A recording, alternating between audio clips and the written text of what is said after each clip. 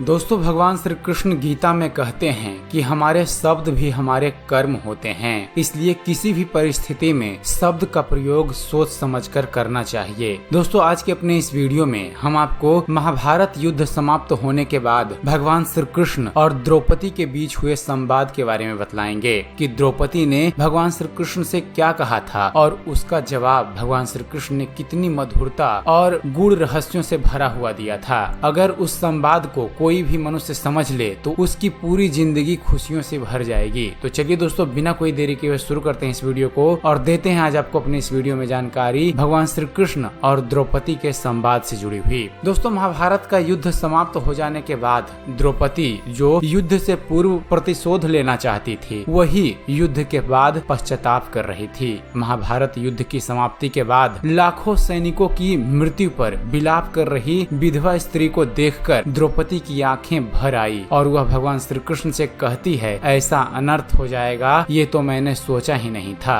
तब भगवान श्री कृष्ण द्रौपदी से कहते हैं, तकदीर बहुत क्रूर होती है पांचाली, वह हमारे सोचने के अनुरूप नहीं चलती, हमारे कर्मों को परिणामों में बदल देती है। वैसे भी तुम प्रतिशोध लेना चाहती थी और तुम्हारा प्रतिशोध पूरा हो गया। तुम्हें तो दुखी नहीं परंतु प्रसन्न होना चाहिए, क्योंकि तुम तो प्रतिशोध लेने में सफल हो गई। युद्ध में केवल दुशासन और दुर्योधन नहीं बल्कि सारे कौरव का विनाश हो गया। अब पूरा हस्तिनापुर तुम्हारा और तुम हस्तिनापुर की महारानी हो। द्रौपदी हाथ जोड़कर भगवान श्री कृष्ण से कहती है कि ऐसा अनर्थ हो जाएगा ये तो मैंने कभी सोचा ही नहीं था केशव, मुझे वास्तविकता से अवगत कराइए प्रभु, मुझे वास्तविकता के बारे में बताइए। तब द्रौपदी को वास्तविकता के बारे में बताते हुए भगवान श्री कृष्ण उससे कहते हैं कि हमारे कर्मों के परिणाम को हम दूर तक नहीं देख पाते और जब कर्मों के परिणाम हमारे समक्ष होते हैं तो हमारे हाथ में कुछ नहीं रहता, सब व्यर्थ हो जाता है।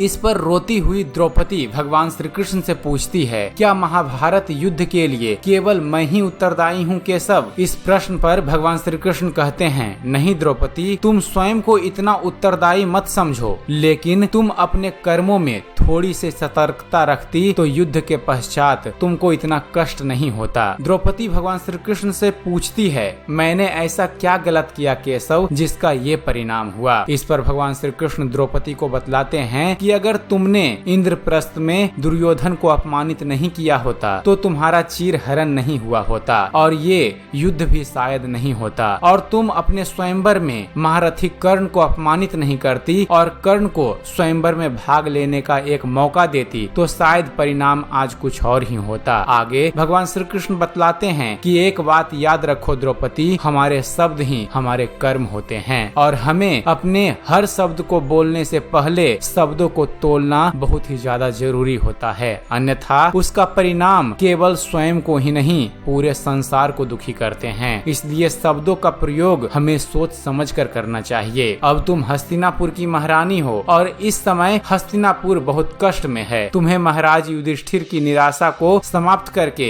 उन्हें गतिशील करना होगा और यही प्राकृतिक का संकेत है। दोस्तों, हमारी किस्मत हमारे कर्मों से बनती है और हमारे कर्म हमारी करनी पर निर्भर करते हैं। इसलिए हमें अपने जीवन में ऐसे शब्दों का प्रयोग करना चाहिए जिससे किसी की भावना को ठेस न पहुंचे। हमें कुछ कहते वक्त अपने शब्दों का चयन होशियारी और समझदारी से करना चाहिए। साथ ही इस बात का अनुमान भी हमें होना चाहिए कि उसका परिणाम क्या होगा जो हम अपने मुख से बोलने जा रहे हैं। दोस्तों, अगर हम यह अनुमान लगाने में सक्षम हो जाएंगे तो हम यह विचार कर सकते हैं कि हमें क्या बोलना चाहिए और क्या नहीं बोलना चाहिए। शब्द दिलों को जोड़ सकते हैं तो हमारी भावनाओं को चोट भी पहुंचा सकते हैं और रिश्तों में दरार भी पैदा कर सकते हैं। इसलिए सोच कर बोलिए, ना कि बोल कर सोचें। इसलिए हमें भी अपने जीवन में शब्दों का प्रयोग सोच समझ कर ही करना चाहिए। तो दोस्तों, यह थी कथा द्रौपदी और भगवान श्री कृष्ण के संवाद से जुड़ी हुई। उम्मीद करते हैं फ्रेंड्स आप सभी को हमारा यह वीडियो पसंद आया होगा। अगर वीडियो पसंद आया हो तो वीडियो को लाइक और शेयर करना ना भूलिएगा। और दोस्तों, अगर आपका इस वीडियो के बारे में कोई मत या सुझाव हो तो आप हमें कमेंट्स जरूर कीजिएगा, क्योंकि आपका एक कमेंट हमें अच्छी से अच्छी वीडियो बनाने के लिए प्रोत्साहित करता है। और दोस्तों, ऐसे ही धर्म और इतिहास से जुड़े हुए ज्ञानवर्धक वीडियो देखते रहने के लिए आप हमारे इस चैनल ज्ञान मंथन को सब्सक्राइब करना ना भूलिएगा। आप हमारे इस चैनल को सब्सक्राइब कीजिए और देखते रहिए, जानते रहिए। धन्यवाद। जय हिंद।